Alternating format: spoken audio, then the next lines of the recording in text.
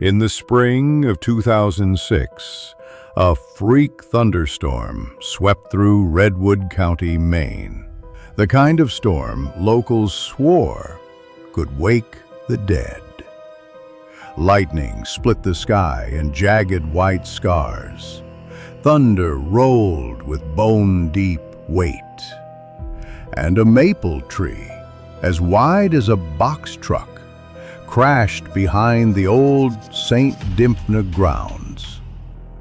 That land had been abandoned for nearly 80 years, fenced off, swallowed by weeds, and left to rot.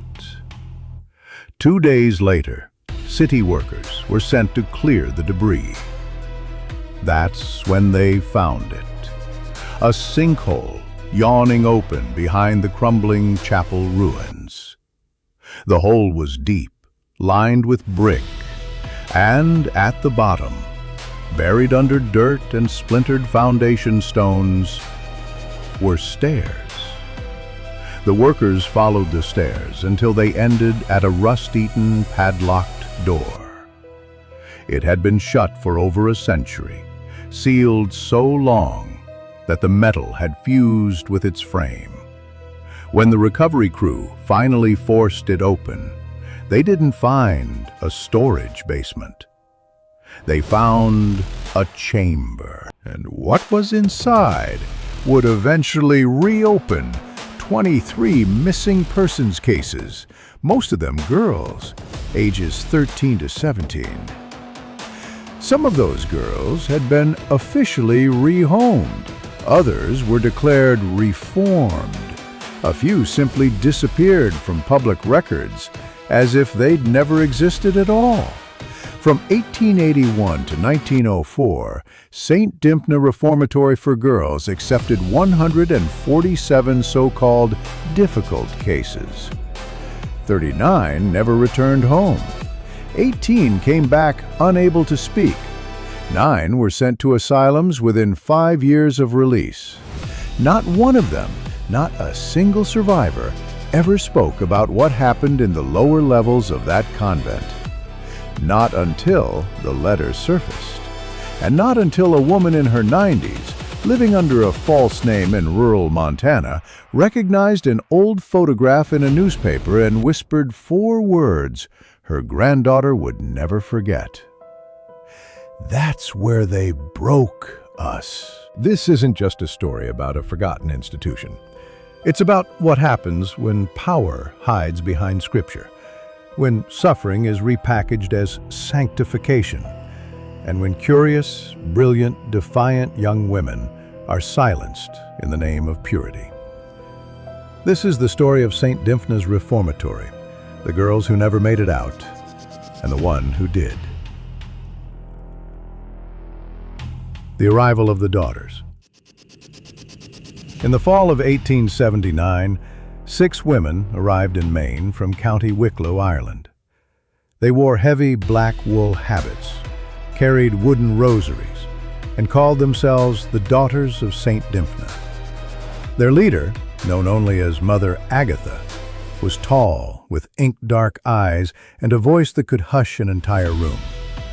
Her mission, she claimed, was pure: to build a sanctuary for wayward young women, girls who had strayed from virtue and required purification through prayer, labor, and obedience. The local clergy welcomed her. Wealthy families, especially those with daughters who were too outspoken, too curious, or too scandalous for polite society, welcomed her even more. Construction began almost immediately on donated farmland just outside the county seat. The land was cheap, as cursed land always is. Within 10 months, a towering stone structure rose where cornfields once swayed. St. Dymphna Reformatory for Girls. From the outside, it looked like a traditional convent. Arched windows, a copper bell tower, ivy climbing its sandstone walls. But those who worked the build noticed unsettling details. walls far thicker than any school needed, narrow slits for windows placed too high for children to see out, and a basement that stretched wider than the building itself. One mason later wrote in his private journal, "There's a locked hatch under the pulpit, thick iron hinges, not meant for storage, meant for keeping something in." When asked about the unusual architecture, Mother Agatha would simply smile and say, "Salvation requires containment, and the devil leaves only when made still." To outsiders, the daughters were models of discipline and charity. They ran soup kitchens, taught scripture, nursed the sick. No one ever suspected that behind the red brick crucifix in the West Wing hallway was a hidden door, and behind that door, the first of the holding cells. By 1881, families from across Maine, New Hampshire, and Massachusetts were lining up to enroll their daughters. The price for moral correction ranged from $30 to $100 per term, depending on the severity of the disobedience. On paper, St. Dymphna promised spiritual renewal and practical skills. In reality, it promised silence. And silence is where the worst things grow. One former groundskeeper, who quit after only 3 weeks, described hearing chanting at exactly 3:17 a.m., always the same time, always from somewhere beneath the chapel floor. He was told never to ask questions about the basement. He never returned. Over the next 2 decades, the building expanded twice. No new classrooms or dormitories were added. Only the basement grew. Its blueprints still missing from public record.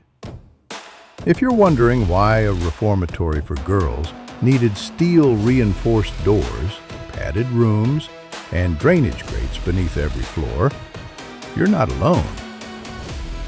Because what was built to look like a sanctuary was designed to be something else entirely. They weren't criminals. They hadn't stolen or killed or burned churches. But in the moral code of 1880s America, they were broken. Girls arrived at St. Dymphna from every corner of Maine, from neighboring New Hampshire and Vermont, even as far as upstate New York. The records, what little survived the fire of 1911, read like polite condemnations, softened with religious phrasing. Reformation required, due to excessive willfulness. Subject displays a non-compliant temperament unbecoming of virtuous girlhood. Prone to verbal intensity, disciplinary sanctification advised. In other words, they spoke their minds. They asked questions. They dreamed beyond the boundaries drawn for them. And that was enough to be sent away. Some of their sins were absurd. Margaret Ann Tilton, age 15, sentenced to 3 terms for questioning the sanctity of marriage. Lenore May Carter, age 14, admitted after she was caught reading poetry and keeping a diary. Alice Fairbanks, age 13, unmarried pregnancy, refused to name the father. Rose Gentry, age 17, laughed during a funeral deemed emotionally unstable. Catherine O'Donnell, age 16, accused of spiritual rebellion for joining a Baptist prayer circle instead of attending Catholic Mass. Some were sent by their own parents, others by parish priests, a few by local sheriffs who simply didn't know what else to do with difficult girls. For families, St. Dymphna offered something dangerous, the illusion of correction. Girls came back improved. They no longer raised their voices. They stopped writing. They accepted marriage as arranged by fathers they hadn't seen in years. They said, "Yes, Papa." They said, "I'm sorry." And they never spoke of what had happened behind those walls. But not all returned, and of those who did, some were missing pieces of themselves. The witness Abigail Brewer, a neighbor to the Fairbanks family, recalled seeing young Alice Fairbanks just weeks after her return from the Reformatory. She walked, Abigail said, like a wind-up doll. She didn't blink enough. She wouldn't answer unless you touched her arm. And her eyes weren't looking at you. They were looking through you. In her parents' letters, Alice was described as much improved. By the following spring, she was gone. Officially, she had run away. Unofficially, she was never found. And hers was not the only case. Rumors began to spread, whispered in kitchens, traded in church pews, about girls who came back too quiet, girls who didn't come back at all, and names that appeared in parish records as permanently reformed, but never appeared again in census rolls, marriage licenses, or obituaries. It was as if they had been erased. The forgotten voice. Her name was Frances Ellen Boone, born 1890, sent to St. Dymphna in 1904, when she was just 14. She never told her children, never told her husband. But in 1997, 3 years before her death, she called her granddaughter to her bedside. Her voice was frail, almost dust, but her mind was clear. "I need you to record this," she whispered. What she said that night would haunt her family for generations. She arrived in early autumn. The air was still warm with the smell of hay. The chapel bell rang every morning at 6. The sisters walked in silence, black robes, cold eyes, rosary beads clicking in an endless rhythm. At first, Frances thought it was just a strict school, hard beds, no sugar, hours of kneeling in prayer. But the rules began to shift. Girls were forbidden to speak between sunset and sunrise. Windows were nailed shut. Curtains were sewn into place. And the prayer book used at evening service wasn't printed, it was handwritten. One long passage repeated without punctuation, without a single saint's name. It read, "Make me hollow, make me light, make me nothing but your will." She was ordered to recite it 300 times before sleep. One night, a girl named Beatrice asked what the words meant. That night, Beatrice was taken to the infirmary. She never returned to the dormitory. When Frances asked Sister Miriam where Beatrice had gone, the nun smiled and said, "She's being polished, like an object." It was in her third week that Frances noticed the door. It sat at the end of the east hall, half hidden behind a faded tapestry of St. Cecilia. Steel frame, rusted hinges, always locked. But some nights, just after midnight, she would hear it creak open. Then, bare feet dragging softly across stone. Sometimes whispers, not Latin, not English, but sounds that curled into your ears like smoke. One night, she woke to find her roommate, Emma, standing at the foot of her bed, eyes wide open, mouth moving soundlessly. In her hand was a page torn from the prayer book, the words scratched out in something dark and tacky. The next morning, Emma was gone. The page had been burned in the dormitory fireplace.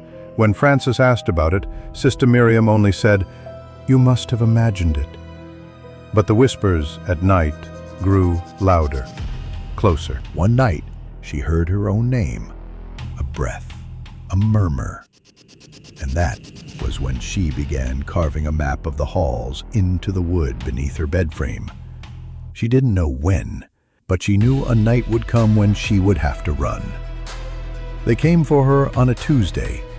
Frances had been caught hiding a note, not a letter to a boy, not a plan to run, a note to herself.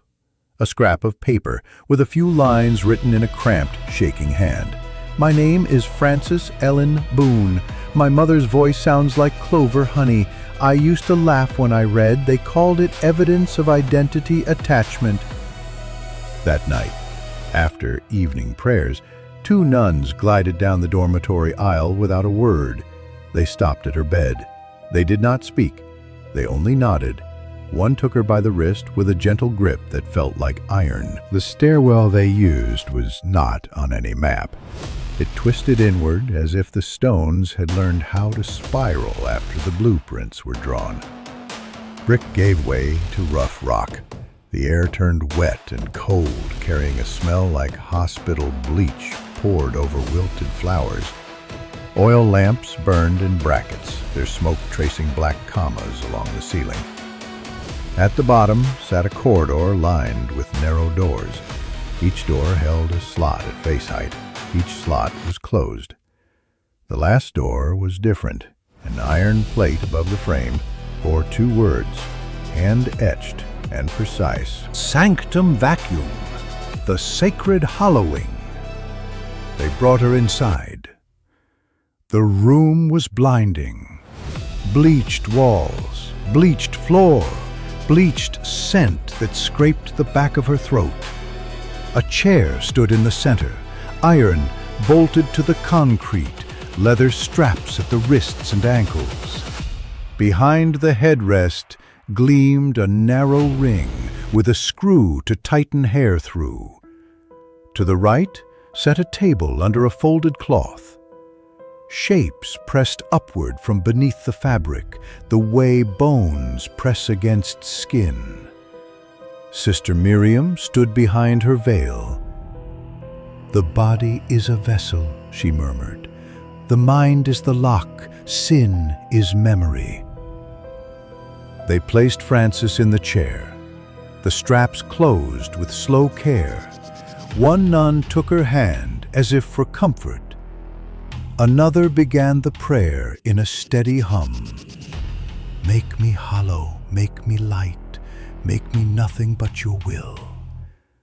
They made Frances repeat it 50 times, then again. The words were a key, turned and turned until the teeth wore smooth. A click behind her head. The ring tugged a lock of hair through. The pressure was not pain, not yet. It was control. The cloth lifted from the table. No scalpels, no rosaries, instruments that lived between. A narrow cylinder warmed in a flame, a thin metal comb with teeth too fine for hair, a brass bell that made a sound so soft it felt like thought. Something cold pressed at the base of her skull, above the neck where a child's hair curls when she runs. She told her granddaughter decades later that she did not remember the moment the room slipped, only that the lamps swung like moons, and incense crawled into her eyes, and the prayer braided with the hum into a rope the sisters pulled taut inside her head. When she woke, she was in her bed. Her throat felt scraped. A bandage clung to her hairline. She tried to speak and found only air. She reached for her mother's voice and touched ice. Days passed like ships in fog. The girls did not look at her. Some turned their faces to the wall. One girl whispered, "You're back too fast," and would not explain. Frances learned to move inside the rules. Kneel when told, rise when told, fold the blankets until the corners were knives. She smiled at nothing. She blinked on command. She said the prayers until they were the only shape her mouth remembered. Inside, something refused to die. It did not feel like a voice. It felt like pressure behind her ribs, slow and steady, tapping a code. "You're still watching." So she watched. Sister shifts changed at exactly 3:06 p.m. Sister Miriam's keys chimed twice before the basement door opened.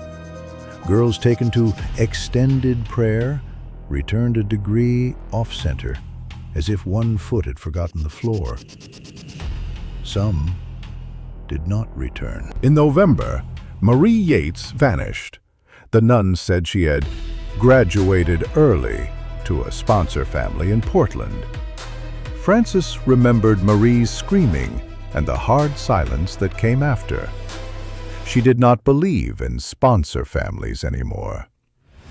At night, when the dormitory fell heavy with sleep, Frances slid her hand beneath the bed slats and traced the map she had carved.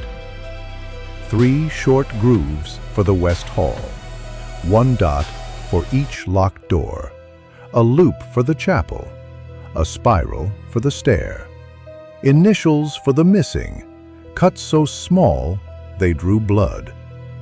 LOMG-SRC. The prayers were meant to erase meaning. Repeat a sentence long enough, and the sentence becomes the air itself. You forget you can breathe anything else. Late winter brought a new sound, not a voice, a knocking. 3 taps, pause, 2 taps, pause, 1. Always after 2 in the morning, always from the west end, near the laundry chute. Rats, she told herself, until the night she tapped back. 3, 2, 1. The reply came quick and precise. Someone else was awake. Someone else was still whole. She began to prepare. Thread hidden inside the mattress seam, a soap sliver wrapped in cloth, a shard of mirror slid behind the baseboard. She learned which floorboards complained and which were patient. She stopped eating dinner. Bread made her slow. Awareness made her live. The night came in with a storm. Wind hammered the stained glass. The bell tower groaned like a spine. Somewhere, a generator coughed and went out. The chapel candles flared and died. Silence fell so suddenly it rang. Then, in the depths below, locks began to release. Metal inside stone, tumblers waking. The sisters moved in a quickened hush. She could feel their urgency through the floor. Now, she thought, or never again. She slipped from bed, barefoot, heart beating against her teeth. She followed the storm toward the east hall, then pivoted, counting steps to the west. The tapestry of St. Cecilia hung limp in the dark. Someone had moved it slightly. Behind it, not only the familiar stairwell, but a second passage, narrower, lined in damp gray bricks, slick with condensation. She pulled the tapestry back into place. The passage swallowed her. The further she went, the colder the air became. Chemical cold, bleach and dead flowers, the perfume of the hollowing. She passed the sanctum door without stopping. The next door stood unmarked and ajar. A low yellow light seeped from within. Frances slipped inside and pressed her back to the wall. Metal shelves ran along 3 sides. Glass jars lined the shelves, stacked and labeled in neat, obsessive hand. Not pickled fruit, not preserves. Preserved tissue. An eye floated in amber, a curl of scalp. Thin, pale ribbons that might have been nerves or could have been a lie the brain tells itself to keep from breaking. The labels were written in Latin and German. Fingers of ink pricked with dates from the 1890s. Subject 12B, reduction of verbal autonomy successful. Subject 29A, resistance to recursion chant remains. Additional sedation advised. On the central table lay a logbook. The pages were clean, too clean. Phase 3, neurological separation via auditory recitation. Cognitive suppression maintained up to 8 weeks without reinforcement. Emotional response limited to baseline triggers. Subject unresponsive to maternal stimuli. She turned the page. A name sat at the top in formal script. Alice Fairbanks. Frances dropped the book. It slapped the floor and opened its spine. She staggered backward and saw the slab. A small body lay half-covered by a sheet. Bare feet, shaved patches at the scalp, lips sewn shut with tiny, careful stitches. A rosary wrapped twice around both wrists, the crucifix dug into blue skin like a lock. Frances ran, not back, forward. At the end of the hall, an iron gate stood ajar. Beyond it, a tunnel chewed into earth as if someone had been gnawing their way out for years. Jagged rock, weeping clay, footprints marked the mud, small, barefoot, recent.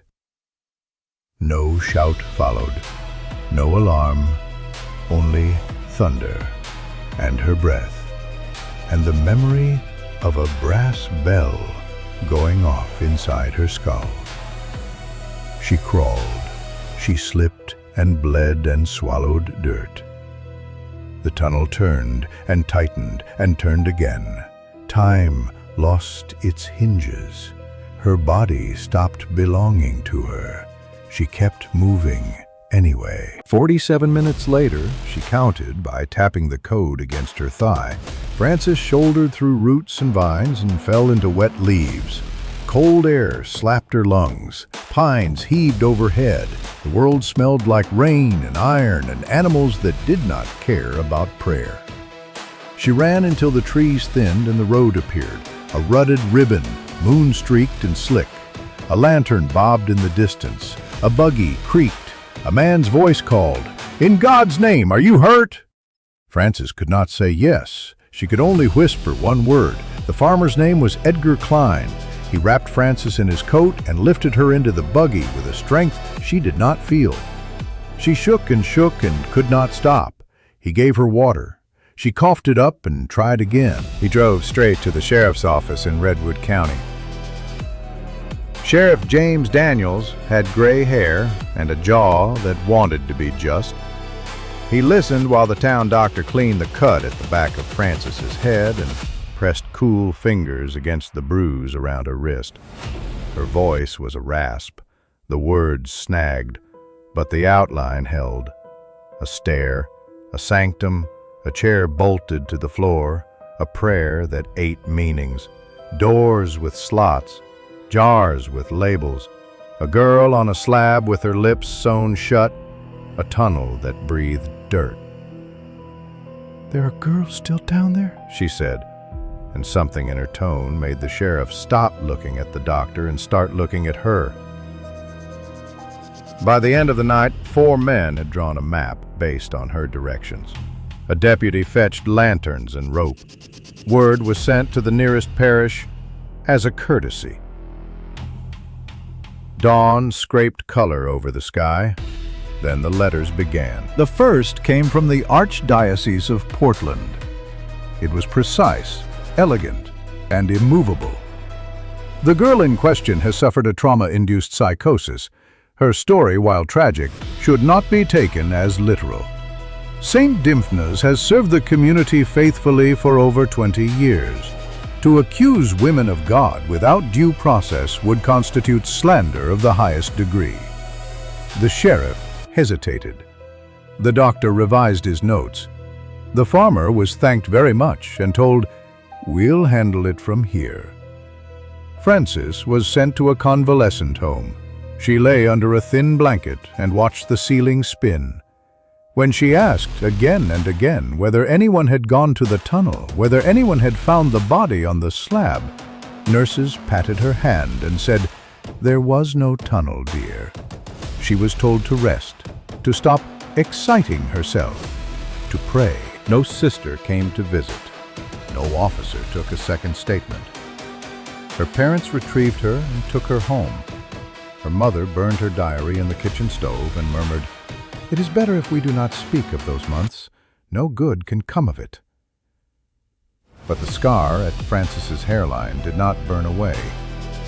The purple belt around her wrist did not fade when the parish calendar turned.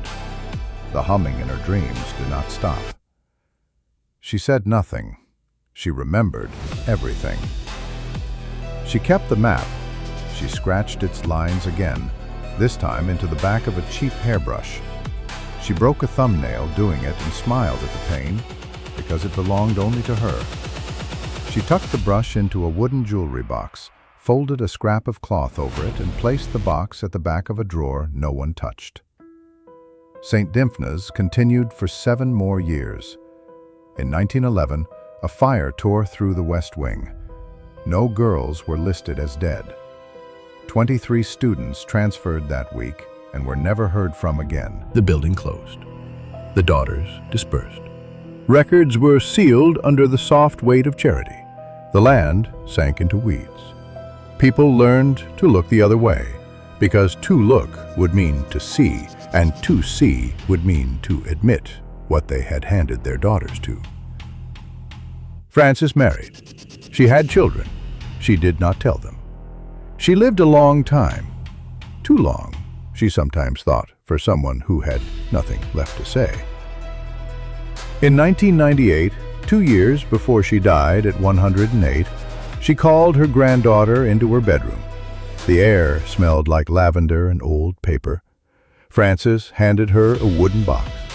Inside lay a locket, a piece of mirror, the hairbrush with the map scratched into its back, and a cassette tape labeled in thin pencil, "What They Wouldn't Hear." Her voice on the tape is fragile but steady. She names names. She describes faces and dates and the exact angle of a scar on a girl's chin. She speaks the prayer out loud, the way someone holds a live coal to prove the fire is real. In the last minute, she says, "They thought silence was victory, but silence is where memory echoes." In the spring of 2006, the storm tore the maple tree out by its roots. The sinkhole opened like a mouth. Workers found stairs. Beneath the stairs, a rusted door. Behind the door, a chamber. The official report listed the site as historically significant but inconclusive. Still, a few things made it onto paper. A stone stairwell descending below building grade. An iron chair bolted to the floor. Leather straps. A brass ring with a screw. Glass jars sealed with wax, bearing labels dated between 1891 and 1898. Traces of chemical agents consistent with preservative fluids.